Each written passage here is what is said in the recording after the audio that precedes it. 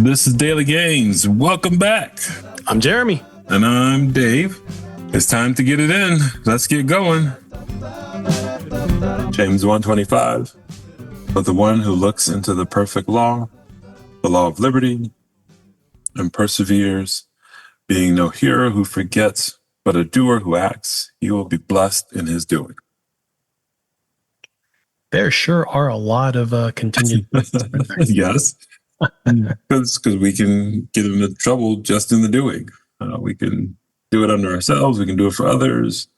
And he's making it clear that's not the goal here. He is saying, remember, which is what we're bad at. Your calling, your purpose. Remember the words that have been spoken to you. Remember the law so that you understand love. And then remember this isn't going to be fun. Remember, it's a perfect law. That's like the next step there. Mm-hmm. And then remember that this perfect law leads to liberty. Right. This is a total reorientation. It also is something that you're going to have to persevere through. So this is not theme park. This is endurance. This is multi-day, ultra K running. It's a bear, and you will have to hold on to the truth as you live out this blessed doing. He will be blessed in his doing. So you're being blessed in the doing as you persevere. It's a lot. It's a lot. Yeah. I think James probably has Psalm 1 in mind as he says this, because this verse is so dense in the way that James puts this together. I've honestly never thought about it until just now, but this may be, from where I'm sitting, one of the most dense verses in this entire epistle.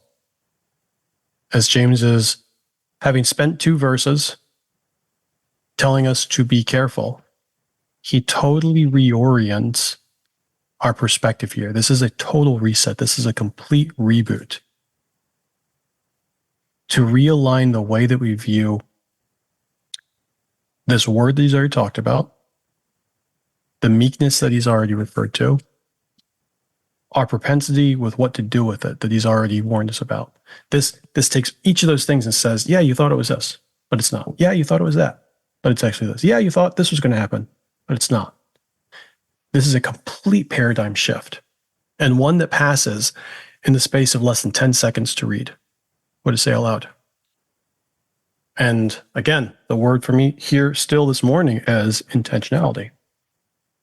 Because I've read the book of James a bunch of times.